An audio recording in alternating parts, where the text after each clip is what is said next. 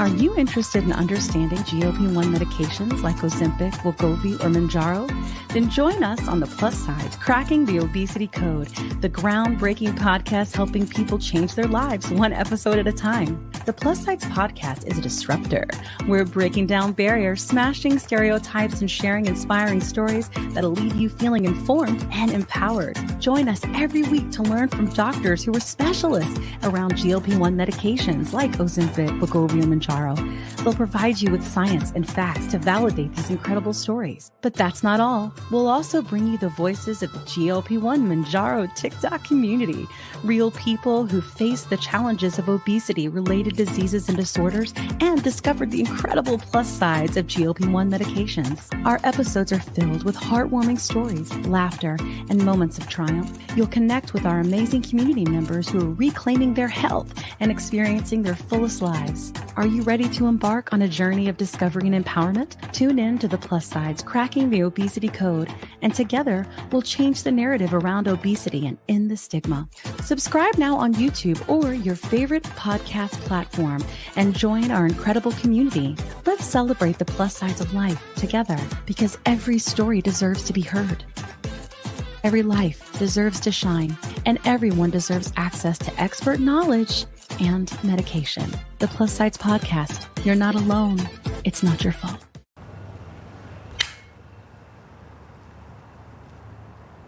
"20 seconds a week to lose 20% of your weight in a year with diet and exercise." That's the power of GLP-1s through Ro. Ro helps find the medication that's right for you, based on cost, availability, and your weight loss goals. Losing weight with GLP-1s is possible through Ro. Hey, GLP-1 Plus Sides community. Before we jump into the podcast, please take the time to leave us a 5-star review on whatever audio platform you're listening to the podcast on. Share your story and how the podcast has helped you. This will help us get referred up in the audio platform so that we can reach more people that need our help, our support, and guidance from our doctors. Help us get loud and change things. I had a great interview with Dr. Beverly Chang a couple weeks ago, and just talking about like how different people are, right? And how wide the spectrum of obesity is as a disease. Like, I don't know if you've ever noticed this. Shout out to the slow responders. But one of the things that I found interesting is how quick some people who have seen a lot of success on these medications can get, and this is not about any one person in particular, it's just something that sort of I've picked up over the last 2 years, how quickly when some people respond really well and maybe the medicine just, it's what they needed, right? And it just flips a switch in them and they get to where they want to be, and they're just, they're there and in maintenance and all that. It's interesting how quickly some of those mentalities can revert right back to the way that they were treated when they were overweight. Like, you just need to do this. If you just do that, then you can do this. I just did this, so you need to do that. And like, that's no different than what I've heard my entire life. It's just that there's a medication involved now. And honestly, there's just for some people, there's just not going to be an easy answer. And that's why I think when you talk about community being a tool, it's so important. The community piece, and I write about that in my book, the community, you have to find it. And plus sides might not be your jam. And On the Pen might not be your jam. And Sabrina's Friday Night Live might not be your jam. Although if it's not your jam, you're probably an idiot. But everybody, like, there's so many little communities popping up. And I think that one of the coolest opportunities that we have, and that I think we both do well, is that we're not afraid to like reach back and look at somebody who's where we were 6 months ago, 8 months ago, a year ago, or just starting, and go, hey, come on up. You come on my show. Like, and you always kind of do it in the hopes that somebody out there like a Rosie O'Donnell will also go, hey, I'll come on your show. I'll come on your podcast. And, it's that kind of mentality, which again is another thing that I think is very unique to the plus sides, that it's just part of the culture of what you've created. And so I realize Kim didn't pay me to come on the podcast and say nice things about the plus sides, but there are so many nice things to be said. So many nice things to be said about what you're doing over here, and so unique. And I just admire what you've done. And like you said earlier, you and I have been able to commiserate at times, to celebrate at times. Congratulations on getting the Row sponsorship. That is a big deal for the plus sides. So we've been able to kind of go through those things together and uniquely sort of understand where what it takes, and the sacrifices that you have to make. And so it's been a pleasure to go through this past, how I can't even remember what the date was. You said season 4, but that's, Yeah. Well, it's I don't because we know. record every week, right? Like you gotta, eventually you're like a 24 episode. You're like, we should probably call this a season. Like, Yeah. It probably was like around a year ago. It was like around the summertime. And I remember it being warm out and walking around one day in the backyard of the office that I worked at, and you had just gotten Rosie, and you're like, how do I make this work on YouTube? And I'm like, okay, well, here's what I've done. And, you got to set this up and make sure before you do this, you do that. Cause if you do this, then you're going to miss out on a lot of, those kind of conversations. And so it's been a pleasure to be able to sort of ride this wave together with the plus sides and like you've always been like that too. And I think that's kind of the culture of your show too, right? Is trying to help others. And I will tell you, when I was talking with Ro about sponsoring the podcast, you came up and she was like, oh my God, it's so great. And I go, I don't watch the news. I just listen to Dave.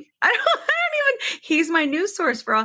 Why? Like, he breaks it down in a way that I can understand. He does it quickly. He does it, and where it's literally like where I am anyway. And where everywhere else is just going to be these huge long articles where frankly, like probably 60% of it's probably garbage, And so it's like, I was just done. She was like, me too. And that's huge. Like, you're the source that people are looking to for what's going on with the most important thing that we take that's been healing us, Mm-hmm. So that's a huge deal, So congratulations real quick. So that's really good. Thank you. You're welcome. Dixie joined us because she was whining. I don't know if she saw me getting upset. I was like, I need to be with you, Mom. This is Dixie. Dixie's the puppy, if you're listening, which many of you do. She's hanging here. So if I see me wiggling around, it's because I'm trying to keep him in my lap. I always say that there's 2 things on social media that are cheating: puppies and kids. Oh, true. So true. Yeah. It's interesting. TikTok Shop won't let you do minors in your videos anymore. I'm like, oh man. that was some good cheating. Oh my gosh. Anyway, I'm gonna leave that one alone. Good idea. So you got the book coming out, and we'll make sure that we'll put the book and anything that Dave has going on, like all in the show notes, so you guys can get it whether you're listening or you're watching. I do want people to know that Dave, do you put your lives on your audio? Because our lives are on YouTube. So if they want to do lives with us, they do them on YouTube. Do you do your lives on audio as well? My live show. So lately I have thrown a couple of the, when I interviewed with Dr. Albert, I threw that one up there. Dr. Chang, I threw that one up there. So sort of as I have an interview that I feel is going to translate well to podcasts, mm-hmm. and the audio is okay, because I'm not about getting, bad reviews because people don't like the audio. And again, that's part of now that I have more bandwidth, I hope that I can clean that stuff up on my own channel. But some of it I do, but for the most part, it's its own. The Weekly Dose podcast, which is a true podcast, it's audio. You can catch the video version on YouTube, but the audio version is literally it's a 15 minutes. It's supposed to be around 15 minutes. And it's literally just the weekly dose of GLP-1 news, whatever is floating around in the news about GLP-1s for that week, whether it's new top-line data on a new drug or whether it's Eli Lilly, saying something about the Zepbound supply or a new player in the game altogether. That's kind of the news that we cover, and I try to do it in 15 minutes.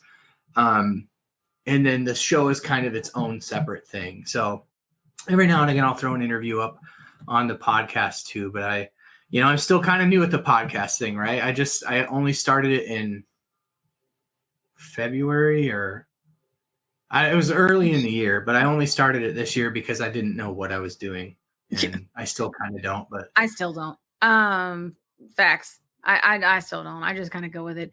And if anything, like I'm still trying to figure out like subscriptions through like, cause we use like Buzzsprout and versus people who are like want to do subscriptions through Apple. Like it's very confusing. I don't really know what's happening. So I don't know. I got to figure all that out, but I've just been like flying by the seat of my pants, right? This whole time. Like, all right, let's do that. All right, let's do that. Let's do that. Like just walk on the path, like whatever puts in front of me. And like, I just sort of will feel if it's like the right way to go and I'll just go there. And sometimes I'm not sure. And I do feel like the further and further I get into becoming a content creator, the less sure I am than I was in the beginning.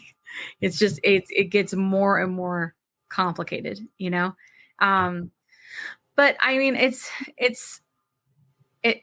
for sure something that like, I mean, I'm not walking away from, you know, of course. But it is a lot. And, you know, on top of it all, every time I turn around, I come up with some other harebrained idea. Like I was like, I'm going to make a documentary. You know what I'm saying? And I've been recording the documentary. Like we did lose someone on our team. So that slows things down quite a bit.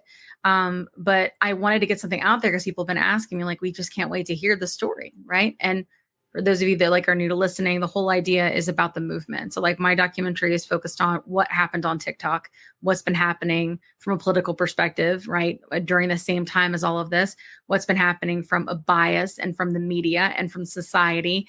And it's just everything that happened on TikTok from when we started creating as what many people call OG creators for GLP content. And it's about a movement. It's about how that was born, how the podcast was born, and how I met Dave and all of those different things, like all the different people and how the iterations. I mean, I'll be honest, like, and I don't mean this in a cocky way, but if you see people's lives now, they are blueprints of me and JT's, because we were the ones, me and JT and B and a few of those like original people. And so we learned kind of what to say, how to say, and not to be giving medical advice and like the different ways to do it, right? And it's a blueprint. It's the best thing I've ever experienced to go in somebody's live and hear that. Like, you know? Kim, I just started recently doing lives and exactly what you're saying, like the things like having listened to you and to JT and all Candace, all of them, you know, like that's exactly what I know that I'm doing. But it's great though, because like we've and the people have variations, of course, and do things kind of their own little way and spin things up. But the types of questions that you're answering, the way that you answer them responsibly without giving medical advice, like all of those things, we in a way as a community have organized, right? And that's huge, you know, that we can do that. And that's just going to help us get louder and louder and help more and more people, you know? Sorry, the dog is screeching, so I went on mute. Well, we've been talking for quite a while. I feel kind of bad. I want to make sure we covered everything. Dave, I feel like you've had... Go ahead, Sabrina. What's up? I'm sorry. I just have one question for Dave. Yeah. So, out of everything that's in the pipelines right now, what are you most excited about? Which new one are you most excited about? Oh, medicine? Which medicine? Yeah. So, I mean... My easy answer to that is the next one. The next one is the one I'm most excited about, and that would be CagriSema. And there are definitely, like, when you're just talking about weight loss, like, I mean, I kind of see 5 years from now, like, we're not going to be, I think that's kind of what people grab onto right now is like, at least what videos like people like to watch is like, how much weight are people losing? This new thing. Right. But I think like over the next 5 years, you're going to see that conversations are going to start to fade because there's going to be so many, and they will have found the right combinations and the right pathways so that Kat can get to where Kat wants to be. And, you know, the new medicines work for her the way that tirzepatide has worked for others. Right. So I think we'll get away from that conversation more and more over the next 5 years, and the conversation will shift more. And this is what I'm most excited about. It'll shift more towards how do we get oral formulations that can do the same thing so that the whole world can experience this, and so that there can be more accessibility. And so these stupid pens like we don't have to have stupid hashtag campaigns like release the vials because we're so at our wits end about accessibility, right? That's what I'm excited about. CagriSema specifically, I'm excited about because it's basically just Wegovy, it's semaglutide, but they've added an amylin agonist to it. And amylin is a hormone, and this Dr. Chang really took me to school on amylin in the episode that we did with her a couple weeks ago. But it's co-secreted in the pancreas with insulin. And so if you have reduced beta cell function in your pancreas, which is responsible for releasing insulin and amylin, you're not only probably not making enough insulin, but probably amylin as well. So it poses a really unique opportunity for diabetics as well.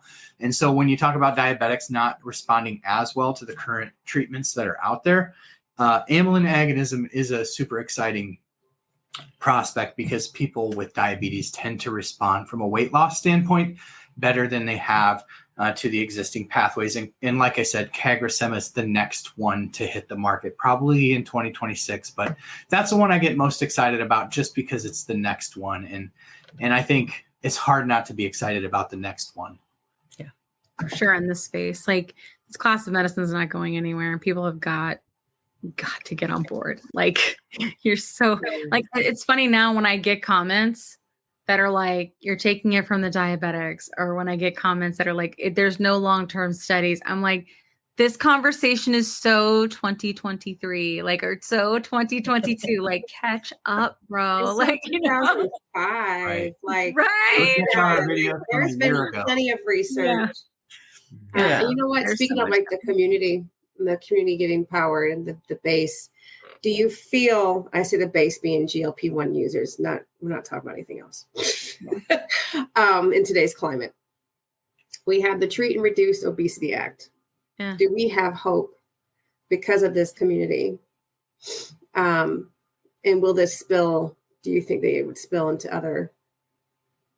like say PBM reform or fighting to get great it covered in our insurance? What do you think? This is for anybody on the floor. Well, I'm happy to weigh in on this because this has like really been a big Treat and Reduce Obesity Act to a lesser extent, but definitely the power of the voice of the community to impact change. So when we talk about the Treat and Reduce Obesity Act, like I do think that'll pass. Like the Lilly and Novo are banking on it passing, but they're also not banking on it passing anytime real soon. And so they've already, the great thing about Eli Lilly and Novo Nordisk, having foreseen that they weren't going to wait on Washington, D.C. to do anything, did these trials like the sleep apnea trial for tirzepatide or the heart failure studies for both tirzepatide. And those are going to be your backdoor ways if you're on Medicare to a GLP-1 without, the obesity indication. That said, on the PBM reform, so the answer is yes. I think we have, like many people in my circle know about the Treat and Reduce Obesity Act just because I talk about it, right? And I know that that's true of the tens of thousands of people that create content or watch it on TikTok and YouTube. On the PBM reform side, like great things are happening. Just today, there was a hearing on Capitol Hill where they were grilling PBMs and basically saying, you guys are arbitrarily bringing up the price of these medications. Everything that you're doing is creating a monopoly and it has to change. This wouldn't be allowed in any other sector of our economy. It shouldn't be allowed in this. And this is the kind of conversation that's happening on Capitol Hill today towards C-level executives of these PBMs. That's really positive. And if you want to take it a step further and go, well, what's actually happening legislatively? Just 2 weeks ago, there was a great PBM reform bill passed in Illinois, in the state of Illinois. And so I know, Sabrina, this affects you, right? But Governor Pritzker in Illinois signed a bill into legislation that gets rid of step therapy in Illinois, right? That's amazing. Now, I'm sure that these PBMs have probably been wargaming this. So there's probably already something they're ready to pull out that'll make it just as easy for them to deny people. But the thing that it does is it gives the other states a blueprint to know how they're going to react. So when the states next door, like Iowa, hopefully get their own PBM reform bills in there, that they can be kind of a step ahead of what these companies are trying to do. Not only did it get rid of step therapy, but for things like mental health, right? They got rid of the requirement for a prior authorization. So if somebody needs emergency mental health treatment, a prior authorization is illegal. And that's just the start, right? So that is really meaningful PBM reform legislation. There was some in Oklahoma just a few weeks before that. Didn't go quite as far, but you're seeing states take up this issue because it's really a monopoly that's been allowed to exist for too long. These insurance companies have become too large. And ultimately what it's coming down to is a few very small companies controlling absolutely every facet of healthcare. And it's very dangerous for this country. So our voices will continue to be, I think, a very important piece to that puzzle as we look beyond, like, how do we impact the landscape of healthcare beyond just our GLP-1 community? Like today, I made a video about a new company. It's called Varcode with a V. So like barcode, but with a V. And they have this little contraption that can go on a box of medication. They pull this little tabby out. And then while that medication's in transit, it's going to record when that temperature gauge on it went either below or above what the medication holding temperature is and for how long, so that when you get it in your hand, you scan it with an app and you go, oh, I was out of temperature for X amount of time. Every single medication that requires cold storage or temperature controlled storage should have something on that if you're required by your PBM to get it through the mail. Right. And so like I kind of grab onto these issues that like really that transcends the GLP-1 community. There are many people on biologics, all sorts of medications that those like, and those are the kind of things that I think if we can just be aware that they exist, we can be very loud about this kind of stuff. And that gets me excited to think about maybe impacting part of the conversation that transcends just this community, because there are many communities like ours online, which was surprising to me, you know, but people with cancer, people with rheumatoid mic is messed up. I'm losing all your audio. Yeah. Did you guys hear that? It was like really bad. A little fuzzy. Yeah.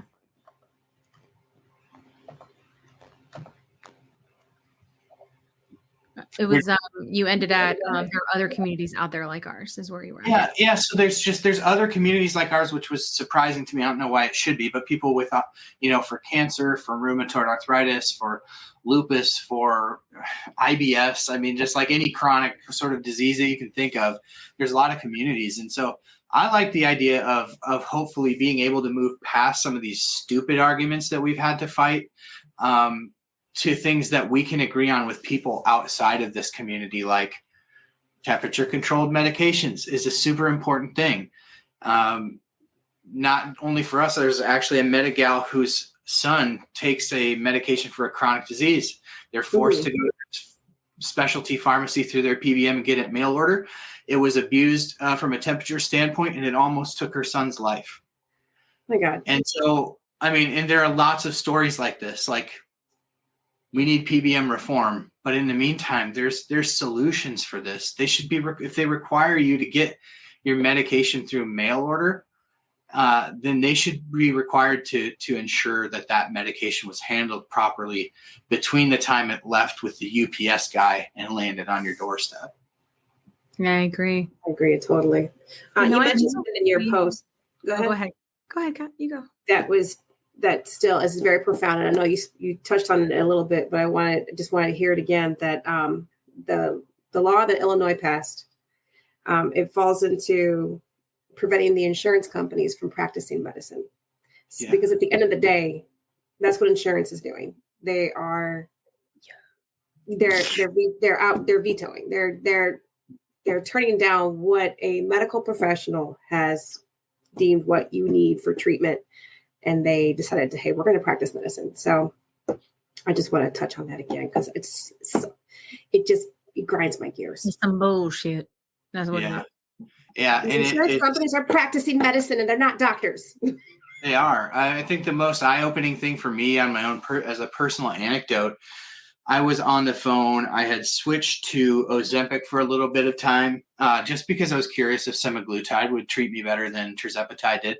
And, for the long and short of that, for anybody who's curious, is it was just, I held my weight for 4 months while I was on Ozempic. It didn't go up. It didn't go down. I didn't have any more side effects or anything. I just felt I felt more full on it than I did, but I thought about food more on semaglutide than I did tirzepatide.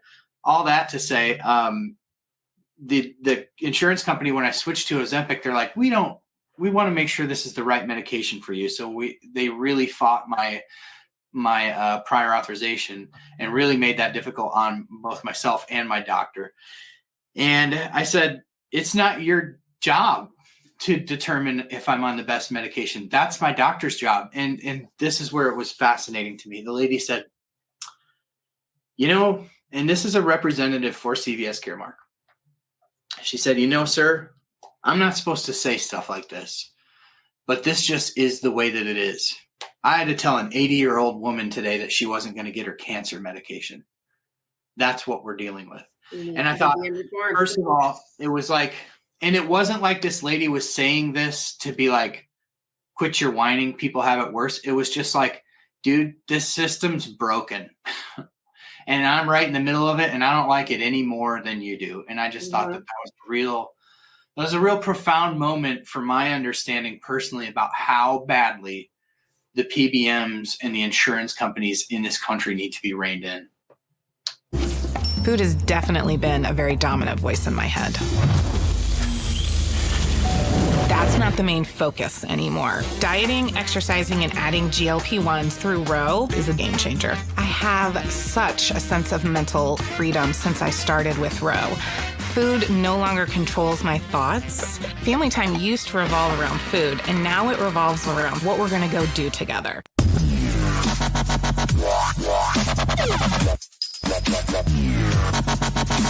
I'm Dave Knapp, man on the Manjaro. That's why I'm here. Big news for semaglutide. I'm the most elusive of all the doses. So I have a couple theories, and I'm interested to hear yours. The first, who likes my Karnak hat? Jokes about terzepatide. You are on the pen. Yeah, I mean, it's like so bad. I know that Kat is a big fan of Katie Porter. Right? She's from Iowa. She's from Fort Dodge, where my parents are from. Hey. She's a farm girl from Fort Dodge, Iowa. Nice. Yeah. I feel like I've seen you make some sort of content on things that she was doing back when I feel like they were kind of grilling the PBMs. And people may not know about that content because it's been a while ago. Yeah. Do you remember much about that? Are you asking me or Dave? Either one. Oh, I don't know. The whiteboards. I'm really bad with names. So she's the one that was, so she was the one that, what is her like place in politics? I can't remember. She is a congresswoman representative of California. Yeah. She is she's the one that gets the whiteboard out. And she's like, what sense does this make? Oh, reclaiming my time when everybody starts. She's sitting on the floor with pots and pans or something at one point. No, I did see a video where she was trying to explain some legislation, and she had a bunch of pots out on her floor and a little whiteboard. And yeah, that's her. I know what you're talking about. That's her. Yeah, yeah, but she really was. She was talking to like a pharmacist, and she was like, "Why does that person over there come in and tell you?" Like she was breaking it down, like the whole idea about how like, and she was talking to a farm, and you could tell he was on her side. Do you know what I mean? But he also had to be careful because that's how he gets paid, right? Through the insurance companies. And she was like, if I walk in off the street, am I going to pay the same amount of vitamins, right? For vitamins that this other person is? And he was like, yes, for vitamins. And she was like, well, why is that not the same for these medications? Like when they have insurance versus when they don't, like, why do you charge more for whatever? And he's like, because of the PBMs. Yep. But the price didn't change, right? And it wasn't not fair. But it's funny how she'll just like get this whiteboard out and she'll just break it down to this like simple, stupid. You know what I mean?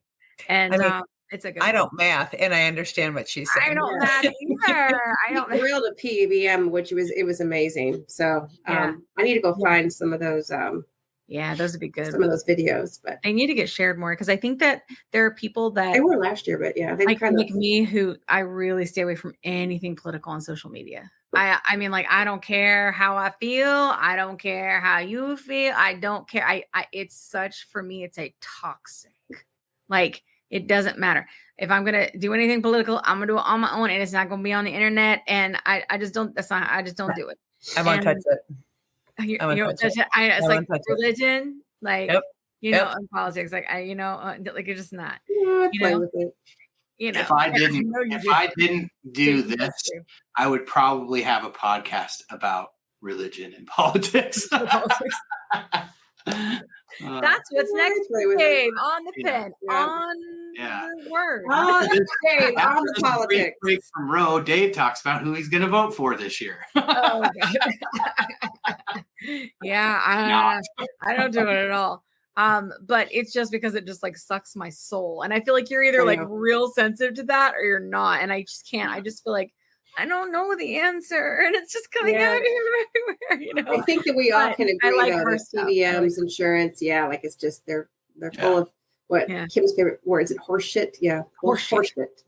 They're full of horseshit. Katie Porter has been fighting the good fight. I'm going to have to resurrect and find some of those whiteboard videos. Those are some good ones. We should reshare them. I think the one. There was some pretty famous footage of her back during that C word era of 2020, where she grilled, I can't recall who she grilled, but she got the Americans to get free COVID. Oh, I said the word, free COVID tests. That is a dirty word. Yeah. Oh, I didn't know that. Yeah. She backed him into a corner. Yeah, she's a good one. I think it's interesting to see, like, too, I'm really curious, but John was like, we should go when Bernie Sanders is grilling the CEO of Novo Nordisk, like, we should go to DC. I'm like, what would we do there? And he's like, I don't know. We should just be there. We should be there. And I'm like, are you saying you want us to be on the steps of the Capitol? All this GLP? Maybe I'll go with John. Politics. John. I think. But are you saying that you would want all the GLP-1 community to be on those steps? Because I think they would. I don't know. I bet if I rallied a lot of people, they would probably go. But I don't know. What's the good of us being there? I don't know. Like, I've always been that person. To be visible. Like, I don't understand. Like, why people just you'll get coverage then. Well, I don't really. That's the thing is, I legitimately do not care about my story and my journey and my anything. I am only using any of that as a way for more people to find this resource where I know they're getting sound, right, options for care. They're getting quality information from expert doctors, right? Like, I just want people to know about the podcast. I don't need anybody to ever cover me for anything. I just want people to know about our movement, about our podcast, about what we are trying to do to help people. That's it, But no, media doesn't want to write about good stuff. They have no interest, right? Like, that's just not. They want to write about the sensational thing. They want to write fair. About, To be fair, the media only wants to do that because that's where people's appetites are. That's so fair. Yeah, I think it's for sure. Sponsorships, advertisements, yes. I don't know though. I feel like if a big name in media, if the fucking New York Times wrote an article about the movement of people and social media and what they were doing and the podcast, people would watch that. They would be like, they're doing what? Like that would be, but nobody tries, Dave. Nobody tries, They're like, we know this works. That's what we're doing. It's typical marketing, right? That's what we think. Yeah. All right. All the data, But how do you know what season. people do if you're only serving them up trash all the time? I'm sorry, but this, what I mean? Like in drama all the time. Like, why not serve them up good stuff? But they don't. I know it's a little naive, but why not? Yeah. That's what we should do. We should start our own not our own podcast, our own paper or some shit where we write stuff. Wait, I don't have time. I forgot. Yeah. Plus Size Magazine. Plus Size Magazine. Nobody would read it. I'll tell you what, if you are into reading, I'll plug my own stuff again. If you are into reading, I've been I'm plugging it now, but I've been putting a lot of energy into the On the Pen. There's a news section. And so if you're like the type of person who likes to read and enjoys getting content that way, I've been putting a lot of effort and energy into that. So, and I try to generally. Is that what you're doing? You're doing like blogs, Dave? No, I mean, it's not super bloggy. It's more just like articles. Like, it's just a news article. That's nice. And just, I share the news when I make a video. Sure. And I thought I should be writing a lot of this stuff. And really, that was sort of the catalyst when I started getting serious about contributing there. Because I haven't been super great about it this month because I've been writing a book. But prior to the last 3 or 4 months, I was really religiously posting a lot of articles over there. And, just sort of weaving sort of the greater narrative about these medications into the news that comes out about them and just sort of putting them in context for people that are in the community. And so when there's a new drug that drops, like CagriSema, right? This is why this might mean something to you. Totally. Not responding to Zepbound, well, that kind of stuff. So anyway.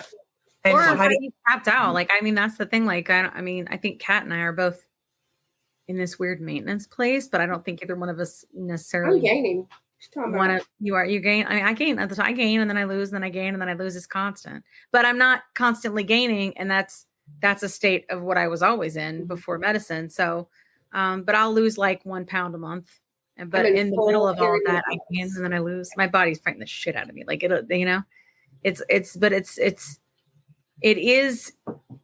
is what it is. Like, to quote the sad lady who works at the insurance company, but I am very hopeful for those new medicines because like, I do think that it's very easy when you're on these medicines and when they work amazing for you. And if you have been a big responder or you have like, look, 105 pounds is a lot of weight, guys, but I ultimately, I'm very far from where I'm supposed to be for my height, for my age, all the things. I'm still very, very far from that. And ultimately, I have to decide, and this is a decision. This is where the choice comes. Do I want to diet and go back to that life of the counting and all of that shit and get to that weight, right? Or do I not? And right now, the answer is I don't. But a lot of that is not for any other reason except for I've just got so much fucking trauma from diet culture. I've been on a diet since I was 8, and I've got a binge eating disorder. And it's only been the past 2 years that's been, I don't know, remission. I don't know what we call that, but it's like, there's so many more things that are, I think, around the corner. And that's why I don't get caught up on, I'm going to take Mounjaro forever. Right. Because I don't think there is a forever right now with obesity other than I need treatment forever. And I hope to have treatment forever. Our friend Tay often will say Mounjaro to the hospice. Right. But ultimately, like there are so many more things that are coming. And I would like to see what that medicine is that maybe gets me on the other end where I'm not having to eat 1,000 calories a day and exercise 6 days a week to be able to make anything move anymore. Right. No.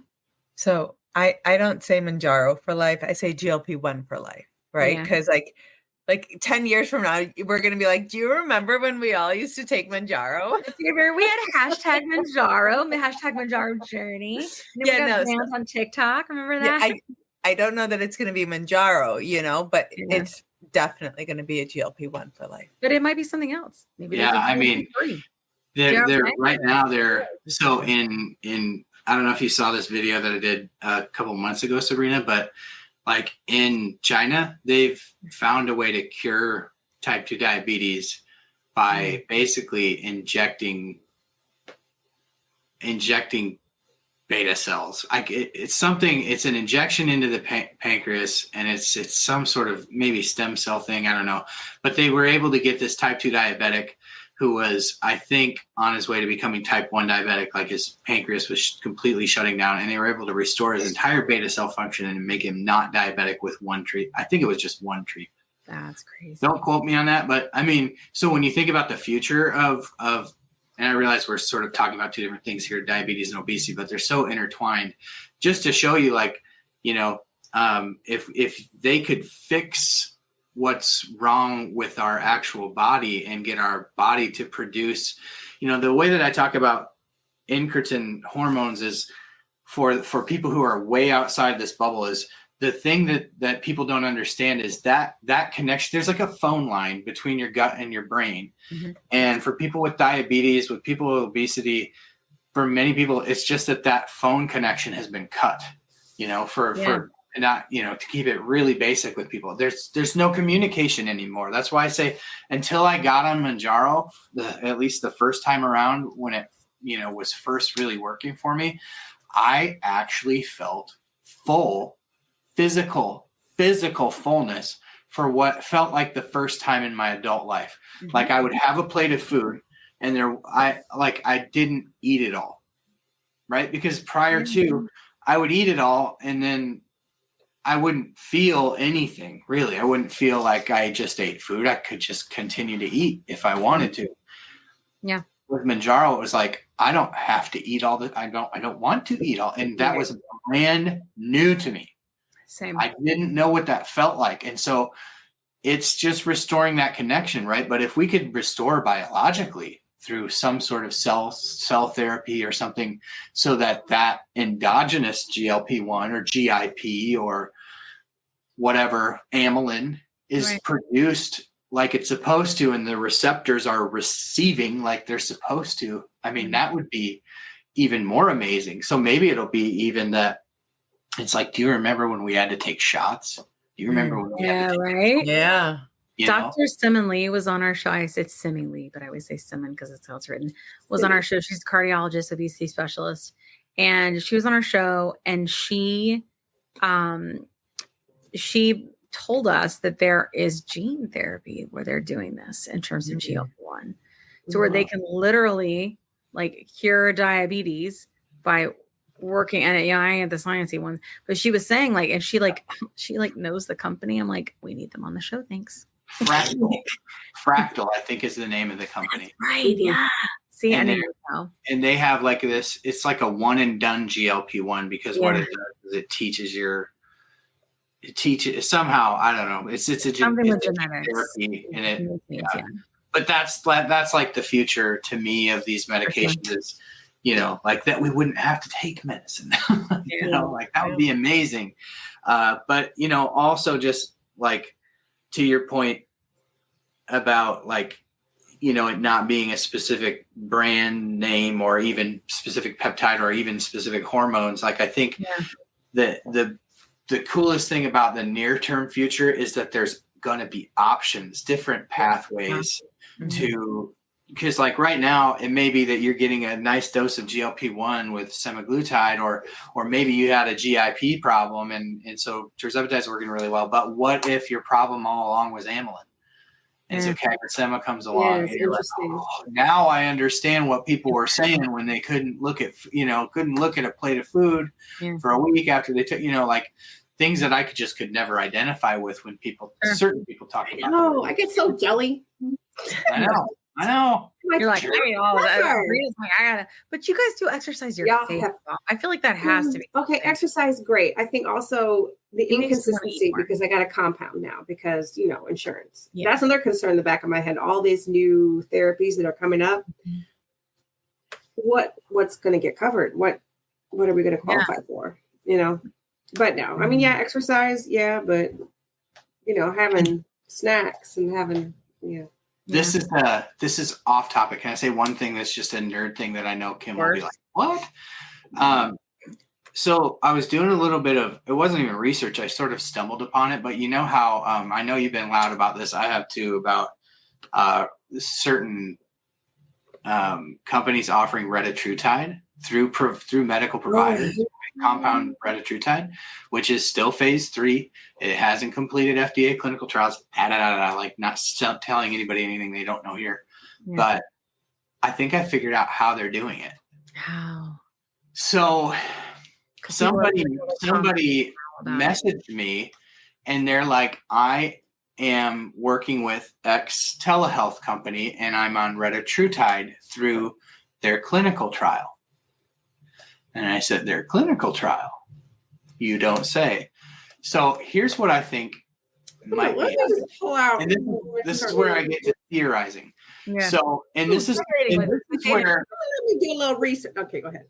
Yeah, and this is like where I might like sort of be on board with it. Okay, I'm listening. Okay. So during the prior administration, during the C word, there is a low-key, I think, super awesome piece of legislation that came through called the Right to Try Act. And the Right to Try Act, now don't hold me to this because I did just one afternoon a deep dive in this, and this was weeks ago. But the Right to Try Act was passed basically so that if you were somebody with a chronic or terminal disease, and there was a phase 3 candidate, that could treat that disease and the current treatments didn't work for you, that you could basically waiver yourself out, get on a clinical trial for that medication so that you could take a drug that wasn't FDA approved, but, so long as you were reporting, like similarly, I'm going to guess, to a clinical trial. Yeah. So my thought is perhaps what's happening is taking advantage of a right to try loophole that allows people to try retatrutide specifically because it's a phase 3 drug. And it would probably be for people who have failed on current treatments. That is all speculation on my part, but I was racking my brains like, how can any medical provider be offering a drug? Like, where else does this ever happen? And the only thing I can think of was the vaccine, right? But outside of that, I don't know that there's any examples of it. So I think that may be what's happening. And if so, I would tend to err on the side of doctors and patients. If you have a relationship with your doctor, they know your medical history, they know where you've been with your treatment and sort of looking forward, and you can weigh the risk with them to say, I can either live the next, because retatrutide ain't going to be here till probably 2027, late 2026. But I can't remember. I think the last clinical trial goes to pretty late in 2026. Mm-hmm. Then they have to submit, assuming they get the fast track. We're talking 2027. So is it better for me to live in with a 42, 44 BMI for the next 3 years? Or is it better for me to try an investigational medication that thus far in clinical trials has been very safe and effective? Yeah. So that's where I'm on board. I don't think that's what's happening. I am on board with exactly what you described, though, and I think it makes total sense. I mean, so how do you think they're doing it then? I don't think it's retatrutide. I think it's tirzepatide or semaglutide. They're fucking lying through their teeth. You know what? Charging them expensive money. I think they're lying. Speaking of tirzepatide, aren't we seeing like higher dosages coming up? Like going above 15 milligrams on tirzepatide. Yeah, we're seeing higher dosage. How did the trials work with when they're testing these large doses? Because I remember like a year ago, maybe less, that Dr. Albert was talking about them trying like oral semaglutide at higher doses, and it was successful. But I don't know how long that takes to get approval for that. Like, is it a whole other year? Is it a whole other 2 years? Yeah. So I just did a deep dive into oral semaglutide this week because Novo Nordisk did successfully test 50 milligrams of oral semaglutide. Wow. And they, on an earnings call early this year, had on their timeline that it was going to be on the market this year. Yeah. And so I was thinking around July, and I was looking back, and Novo Nordisk actually hasn't submitted it to the FDA yet. And here's why I think that is. Wegovy, and it was 2.4 milligram Wegovy, and this is not semaglutide, and the oral form, 50 milligram oral formulation daily, achieved very similar weight loss. So you're talking about a pill that's going to give you Wegovy level weight loss. The problem is this is 350 milligrams of semaglutide a week, and this is 2.4. So you're using 145 times more of the active pharmaceutical ingredient to achieve the same result. And I don't think Novo Nordisk can make that much semaglutide, because this would be a game changer because all of a sudden you don't have cold storage, you don't have a weekly shot, you don't have the pen. Like, people would flood to it, which would be great for Novo, but they would never be able to scale the API that quickly. Yeah. So I think that's what's happening. But the short answer is, when they give top line data and show the efficacy of a drug that's already on the market, like in the tirzepatide's case, and I have several inside kind of people that are running clinical trials for this that have told me it's 20 and 25 milligrams, which if you look at the percentage increase from 2.5 to 5 to 7.5 to 10 to 12.5 to 15, going 15 to 20 and 20 to 25 is from a percentage wise a very similar jump. So that's why you don't see 17.5, 20, 22.5, 25. Yeah. So anyways, once they get to the top line data, which I think is supposed to be done for tirzepatide, don't quote me on this, but I think maybe December of this year. then they have to submit that, and usually within a few months. So we could be talking about this time next year for 20 and 25 milligram tirzepatide. That'd be a nice in between 2025 and 2026, right? I think that would work. I will tell you, my suppression is I get it on both of them, but there is something about that GLP-1 with Ozempic that did something in terms of my anxiety. It controlled it in a way that I can't explain. I've not been able to achieve the same with tirzepatide. Yeah. But on tirzepatide, and this like goes back to wish we could hodgepodge it, but tirzepatide gives me a inflammation reduction that makes my life easier to live, and that wins, right? Because I do stuff with anxiety with other things, My sense is the GLP. It's because there's so much less GLP-1 in this. Yeah, I just wish it was a little. Yeah, no, I get it. I get it because they do feel very different when you take them. Yes. And they both are acting in the mind, but I feel like differently. The interesting thing too, I did a video about this past week, and then I don't want to hold you all hostage all night because I could keep talking till 3 a.m. But retatrutide, which we just talked about, is a 15-to-1. So this is 5-to-1 GIP to GLP-1. Retatrutide is 15-to-1 GIP to GLP-1. So when you break down the percentage in retatrutide, it is 87% GIP. It is 7% GLP and 6% glucagon. Wow. So it's a huge GIP medication. Yeah. And the GIP is really good for the inflammation, I think. Because I remember when I started taking it, I would get on the phone with people or talk with people, and they were like, your face is a completely different shape. And I remember when I first took it too, feeling like, when your foot falls asleep and you get that tingle when it's starting to wake back up. And I remember feeling it right here and being like, oh, what is that feeling? It was inflammation. Mm-hmm. Right. And that was a game changer for me. The inflammation, especially with the arthritis and all the things so that it wins for me from that perspective. But I think there was a certain, I don't know how to describe it, but I used to have obsessive anxiety. I still have it, but I have it less. It's definitely less with tirzepatide, in terms of with significantly less, but it was eliminated when I was on Ozempic. It was gone. I didn't obsess about anything other than this.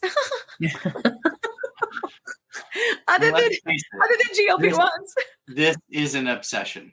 Yes, for sure. This definitely, I've always gone through periods in life where I was myopically focused on something. Same. Right. And that's for sometimes it was sports. People talk about things that they don't have much of an interest anymore that they once did. For me, that's sports and politics. Two things that I used to obsess over that honestly anymore, it's but I totally replaced it with this. Mike in our community mentioned something about being obsessed with politics, in the past, and how this time he's kind of well, yeah, it's important to him, but it's not obsessive important to him. You know what I mean? Yeah, it's bizarre. I was telling Kim. Oh, sorry. No, go ahead. I was just telling Kim the other day. I was talking to her about. I don't know anybody who consumes GLP-1 information the way you do and the way Dave does, because you guys are constantly at it, right? Like little Pac-Men. And we really do two different things, but they are bookends. They complement each other. Mm-hmm. You know what I mean? And it's the perfect friendship. Totally. Mm-hmm. Anyway, this has been great. This has been super good. I'm going to need all the links to all your things for the show notes, and we'll make sure everybody finds you. Yeah. onthepen.com is the funnel by which you can find me on all the things. So you can check out his articles that he'll have there. He'll have his book there. You're going to launch your book there, right? Yeah. So the book will be a combination of, at least this is what I'm thinking. I've never published a book before, but I want to have both of, my vision for it is that it's honestly I think everybody in the community would get something from reading it. But honestly, my heart and my vision behind this book is that it would be a book that you would buy, maybe read it, and then give it to your mom, your dad, your sister, your brother, your best friend, somebody in your life that you just desperately want them to understand the plight of living in an obese body, but then the hope that the current and future treatments of obesity provide in a way that's just easy to understand, right? It's like I kind of weave my own journey into this. Like, you know, I was told at a young age that when I was eating an orange, I was starting to get fat, and I just noticed it. Like, I noticed I had a tummy and my friends didn't have a tummy. I had a tummy. I noticed nobody in my family had a tummy. And I remember I was eating an orange and I was like told, like, those are just empty carbs that you're eating. And from that point on, it was cemented in my brain that carbohydrates were the reason that I had a tummy, and I was going to avoid them for the rest of my life. Yeah, I did. Yeah, that's what I said. Like, it's like the beginning. You can just kind of, as you write it out, you go, oh. Yeah. Yeah. That's a good point, Dave. Like, I think that's so true about the young thing. Like, so I was talking with Sabrina. I go to a shrink. Y'all know I talk about it a lot. And when I was telling her about all these things that I was doing like a year ago, she was like, you need to write a book. I was like, I don't have time to write a book. Right.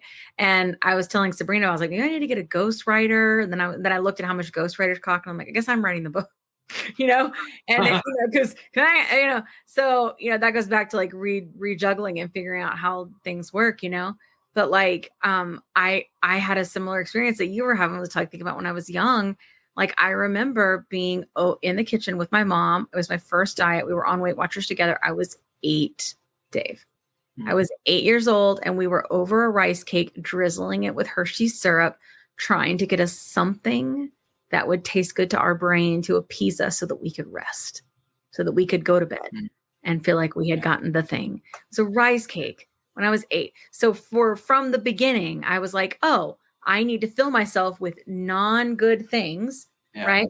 Or like with Weight Watchers, the free foods, binge on fucking corn, right? And stuff like that, because those are free points. I can eat a shit ton of shrimp because those are free points. You know what I mean?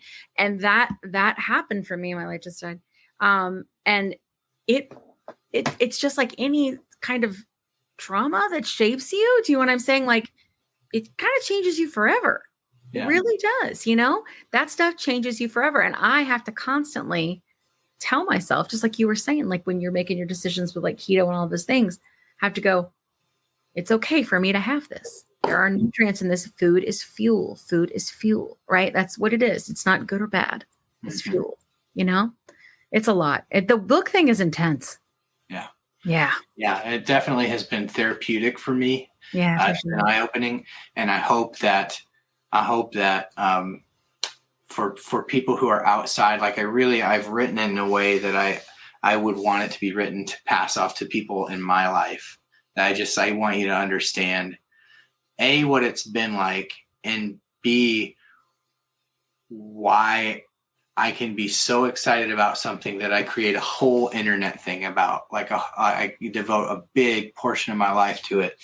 Because it is, again, and I haven't even been a super responder to it, but it has changed the game for me as a diabetic. And I think back to even like the success that I have had on it. For the first time in my adult life, the last 2 years, I was down a greater numbers at one point, but I've been down 10% of my body weight for 2 years now. And every single year of my adult life was a steady climb to a 5% more or whatever it was, but it's always more at the end of it. And so, I just hope, That's a win. That's a win. I hope that it can be that for people, because I really think that is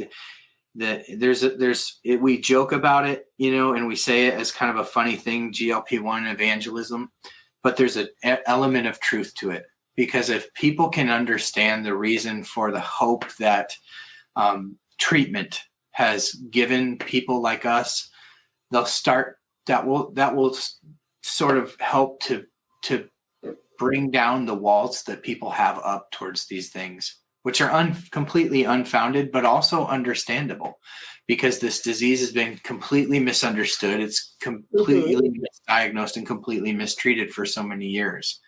And like, we're just sort of at the advent of understanding and treating, and it's exciting. So true. Yeah. I think it's, we're kind of just on the cusp of it. Right. And I think, I just made a video before we got on here about this woman that was like, I won't hire fat people. I don't respect fat people. So James made a video about it. And she was like, I gained 30 pounds in 3 months just so that I could prove that I could lose 30 pounds in 3 months and like all this other stuff. And he was like, what the hell's wrong with you? And I stitched that video. And like, I was thinking like in that video, I said, I remember when I was a little girl and a boy had called me Jenny Craig. And this boy had buck teeth and really thick goggle glasses. Looking back, I should have just like obliterated him. And now that I am stronger, that's what I would have done. But I told my dad about it. And my dad is a strong Christian. And usually he would teach me like, let's not do that. Be a leader, not a follower. Like all the things, right? And instead he goes, next time that boy says something to you, I want you to say, I can always lose weight, but tomorrow you'll still be ugly. And I did. And that boy never messed with me again. You can't fix ugly. You ugly. You can't fix ugly, baby. Yeah. So I think there's a lot for people, to learn. And there's so many people that don't know. And that's what we're doing. Right. And we just have to continue. I think my struggle is trying to find and scoop up the new people. Right. Because the people we've already helped, they just kind of check in with us. Right. Mm-hmm. But the people that need all of the help of the things that we do, we got to find them. It's hard to do. It's hard to do without alienating the people that are sticking around with you because they can only hear about sulfur burps and constipation so many times. So true. You know? Hell, I can only hear about that so much. Like when I go on the lives and that's like 80% of the conversation, I'm like, but buy enzymes. I just want to be like, click this link. Buy enzymes. Click this link. Don't drink when you eat. Like, you know what I mean? Like, just like for the side effect conversation, there needs to be like a FAQ. We should make one, a side effect FAQ. You know, something. Go to the FAQ on my bio. I can't answer any more of these questions or I'm going to lose my mind. But like they need, that's how I got the followers I got. What's her name? Very few people that I constantly will stop, when I scroll through and I just can't remember her name, but there's a gal over on TikTok, blonde hair, real fun, bubbly personality. She's in the hospital for a little while. Oh, I'm kicking myself that I can't remember her name. She's so sweet. But anyways, she does a really good job of that. She just got it in her background. Here's like side effect, what you do, side effect, what you do, side effect. That's so that she doesn't have to answer that like 80 times. And yeah, she's a trip. I wish I could remember. That's her name. Awesome. Maybe she's watching. Put it in the chat. Maybe Plus Size should do that. And like I could get doctors to sign off so people know it's not like garbage. Yeah. And then just throw it up on the Plus Size website. Yeah. And then just be like, here. Good idea. It's a good way to get the website too. Oh, Dave, check it out. Oh, marketing in the room. Oh, yeah. I love it. Well, thank you for having me. This has been almost 2 hours here, and my family's probably like, it's bedtime, Daddy. Yeah, wrap it up, Dave. Jeez. It's been a pleasure. I so appreciate you. Appreciate all you do over here, all of you. I appreciate you all have got something wonderful going here. Kim, obviously, you've put your heart and soul into building it, but you've picked some really great people to tag along on this journey. And so just love what you're doing over here always. And I really look forward to what the next year is going to bring when we can circle. Oh, we don't wait another year to do this, but no, we'll do it again. That we can check in with each other in another year and go, can you believe this past year, and just talk about all the amazing things that have happened. And it's so the book and the documentary which are going to happen. Right. Just like Cena would say, the future is bright. The future is bright. He's so proud of himself on that one. I know. Indeed it is. He's not wrong. Well, it's been lovely. And thank you so much. And we will do it again. I feel like a year in GLP world is too long because so much happens. So we'll do 6 months. That's going to be our checkpoint. There you go. About Christmas time. And then we can talk about all the blessings that are coming up. That's right. Okay, cool.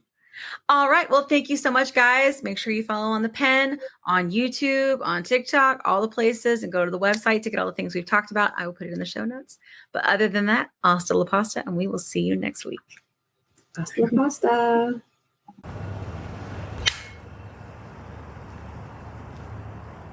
"20 seconds a week to lose 20% of your weight in a year with diet and exercise. That's the power of GLP-1s through Ro. Ro helps find the medication that's right for you, based on cost, availability, and your weight loss goals. Losing weight with GLP-1s is possible through Ro.